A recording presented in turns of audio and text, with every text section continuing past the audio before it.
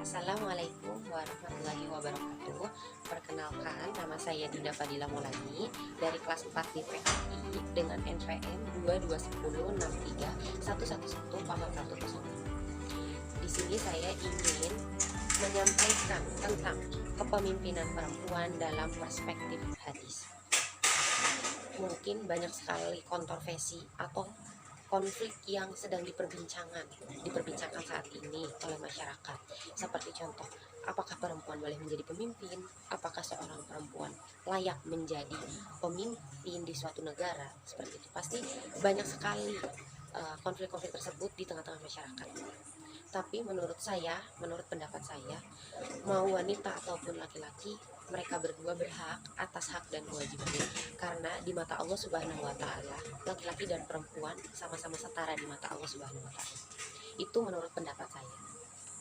Kemudian sejarah juga telah menunjukkan bahwa kedudukan perempuan pada masa Nabi tidak hanya dianggap sebagai istri, pendamping serta pelengkap laki-laki saja, tapi dipandang sebagai manusia yang memiliki kedudukan yang setara dalam hak dan kewajiban dengan manusia lain di hadapan Allah Subhanahu wa taala. Adapun mengenai kepemimpinan wanita dalam urusan umum, masih terjadi kontroversi yang tadi saya bilang. Ulama jumhur melarang wanita menjadi pemimpin dalam urusan umum sesuai dengan hadis Rasulullah Shallallahu Alaihi Wasallam yang berbunyi sebagai berikut.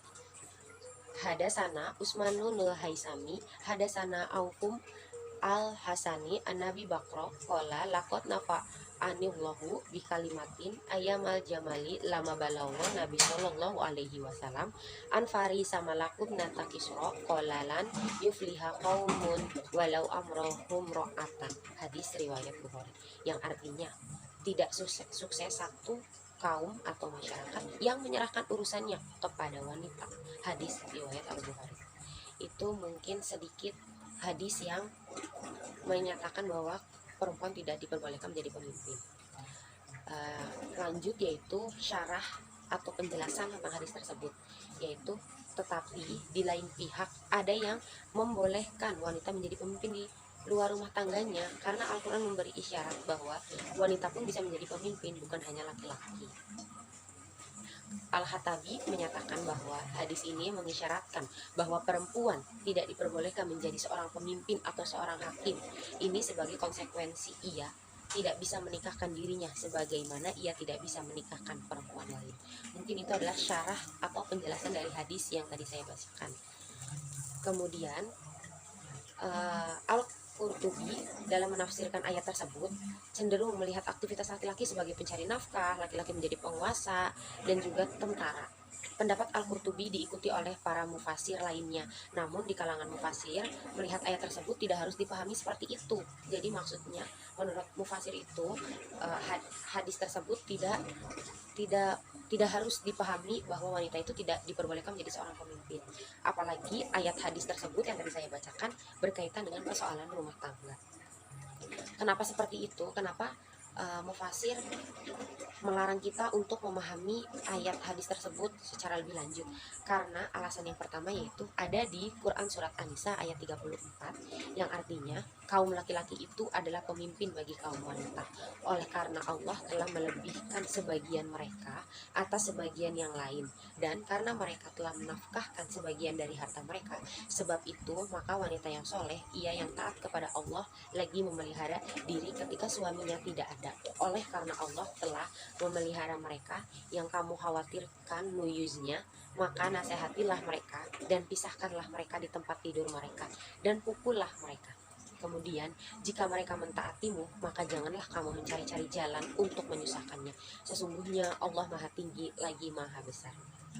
Kemudian alasan yang keduanya, hadis yang menyatakan bahwa perempuan kurang cerdas dibanding laki-laki, begitu pula dalam sikap keberagamannya. Yusuf Al-Qardawi mengemukakan alasan bahwa mengapa perempuan dilarang menjadi pemimpin dalam urusan umum, yaitu yang pertama, ada faktor fisik dan naluri. Wanita diciptakan untuk mengemban tugas keibuan, mengasuh dan mendidik anak. Itulah sebabnya wanita memiliki perasaan yang peka dan emosional. Dengan naluri kewanitaan ini, wanita biasanya menunjukkan perasaan emosi daripada penalaran dan ilmiahnya. Yang kedua, faktor kodrat. Wanita tidak terlalu tepat memangku jabatan dalam urusan umum. Sebab perubahan fisiknya selalu terjadi karena datang bulan, hamil, melahirkan, dan menyusui anak. Semua ini membuat fisik psikis dan pemikiran wanita tidak mampu mengemban tugasnya di luar rumah tangganya.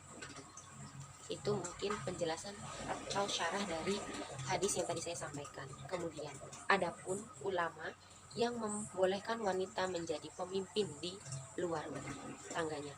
Mereka memahami hadis tersebut secara kontekstual. Untuk memahami hadis tersebut, perlu dikaji terlebih dahulu keadaan yang sedang berkembang pada saat hadis itu disabdakan oleh Nabi Shallallahu Alaihi Wasallam.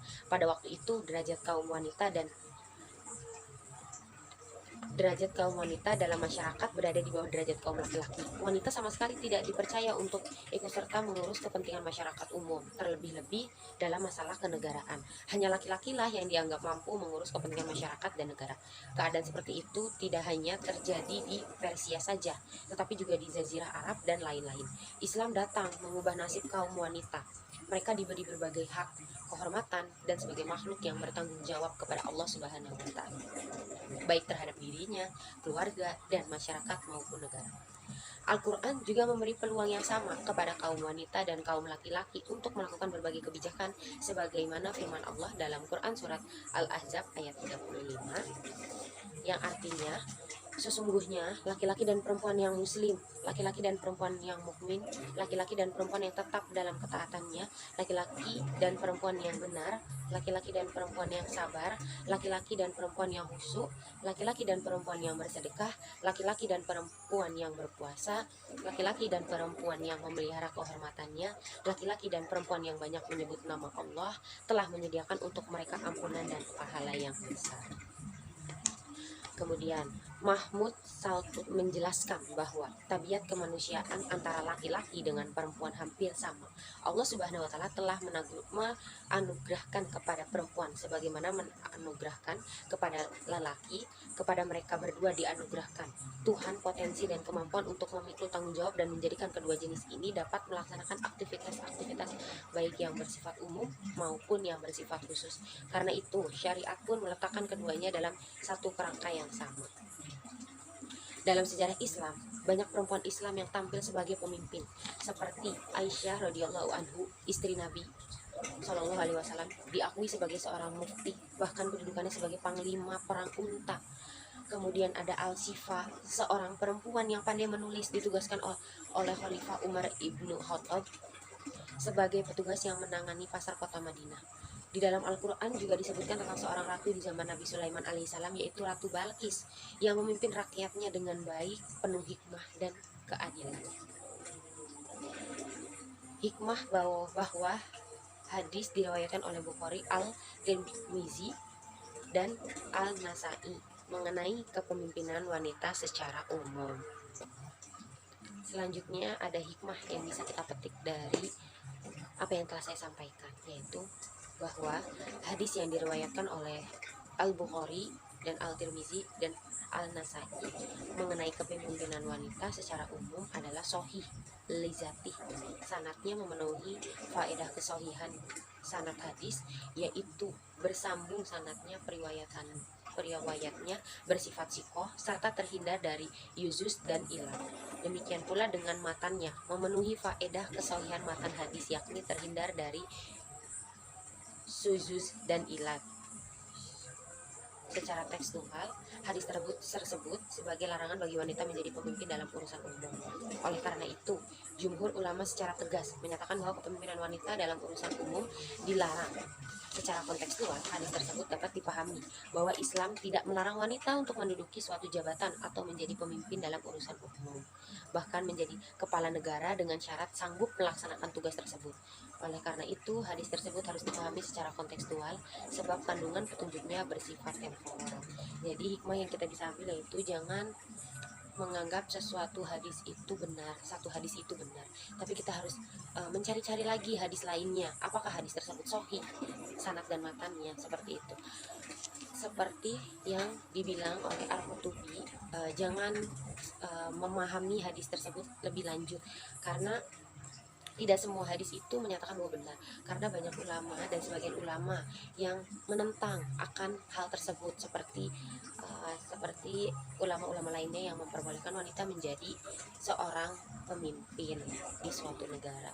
Jadi memang hal tersebut belum bisa dipecahkan masalah tersebut, tetapi sebagian ulama juga bisa memilih antara kedudukan wanita dan kedudukan laki-laki. Jadi bagaimana kita sendiri untuk bisa memilih dan memilah hadis tersebut. Mungkin cukup sekian penjelasan kepemimpinan perempuan dalam perspektif hadis dari saya. Kurang lebihnya mohon maaf. Semoga penjelasan saya bisa diterima oleh kalian semua yang menonton nanti. Mohon maaf jika ada ucapan atau kalimat yang salah dari saya. Mohon dimaafkan yang sebesar-besarnya. Wallahul muwaffiq ila aqwamit thoriq. Wassalamualaikum warahmatullahi